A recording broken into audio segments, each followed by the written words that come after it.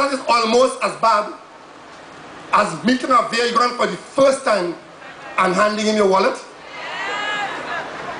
Because after that, good things can happen and very bad things can happen. And good things and bad things are not peculiar to the PNM or the UNC or the DLP. Political parties, wherever they are in the world, have a tendency to do bad things.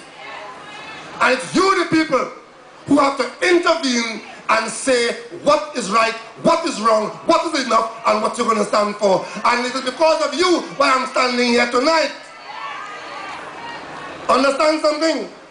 Halfway through an election campaign, 20 days to go to election day, all kind of fangle-dangle, money spending like rain, all talk like rain.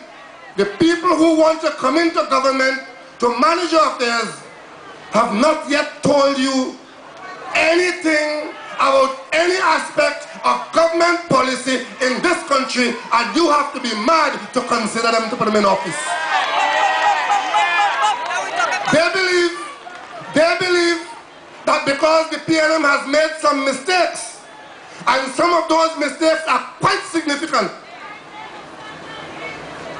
that they could afford to demonize the PNM leader, demonize Patrick Manning, and on the basis of demonization of Patrick Manning, they will get into government.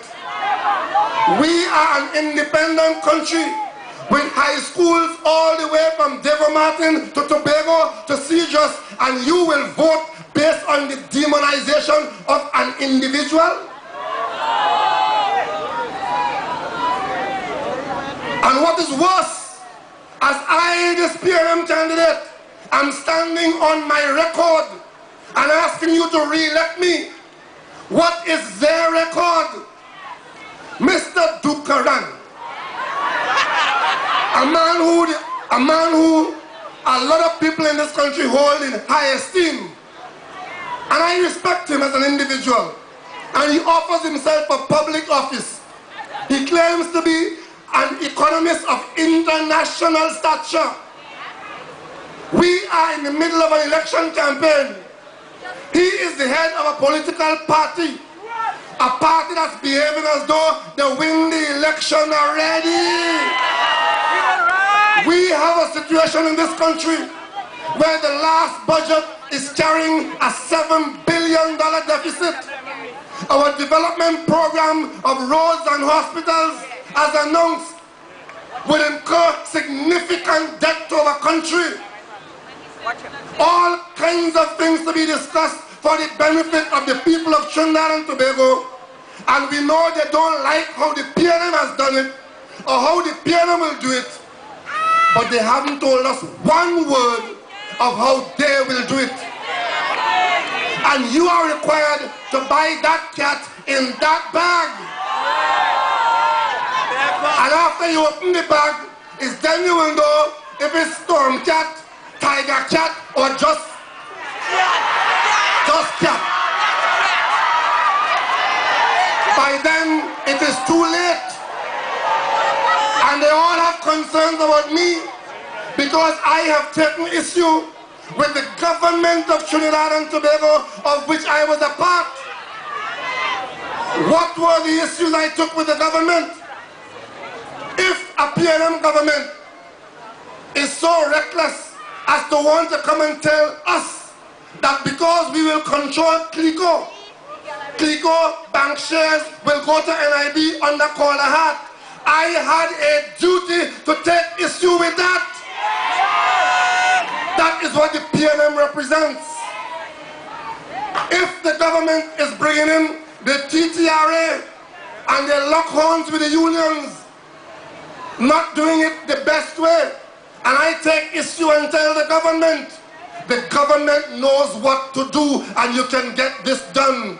That is a PNM backbencher talking to a PNM government. And any minister of government who had a problem with that shouldn't even be in a cabinet. But I tell you, they have a problem with seeing the Westminster system at work. and think that that means the PNM is being destroyed.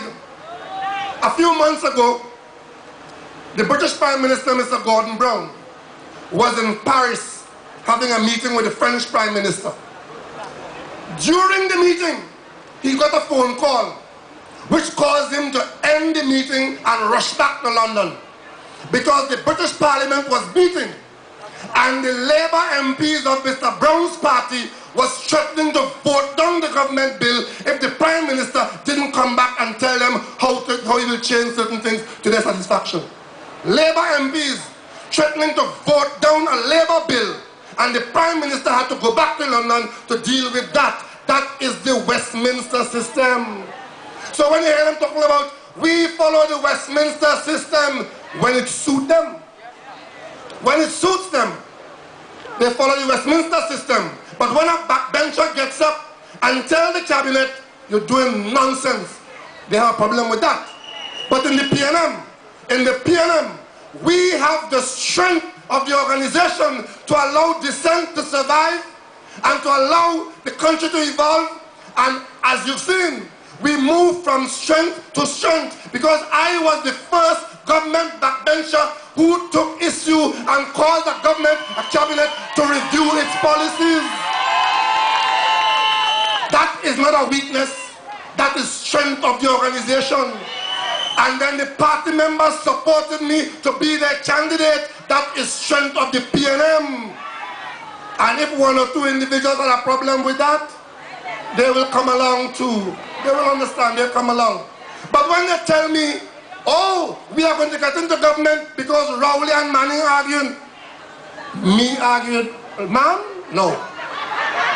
Woman? No. But you see,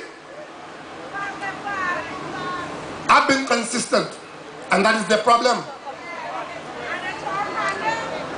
I got into difficulty with a few of my colleagues over what I perceive to be wrongdoing in the conduct of state business in a state enterprise. And that lit up the eyes of the UNC and all of them. Because that means that the PNM mash up. Oh God, Manning will kill Rowley, Rowley will kill Manning. And we're going into government to do what God alone knows. Because they have not told us what they're going to do. But I want to remind Mr. Dukaran, who is their frontline spokesman, he who took up a whole page in the newspaper, half an hour on a stand in a political meeting, not talking about the country's debt program which he would have to manage if he comes into government, not talking about development of any kind, not outlining what they will do with the Heritage Stabilization Fund, not talking about anything useful. He spent his time talking about my integrity. I don't know what the hell they have with my integrity.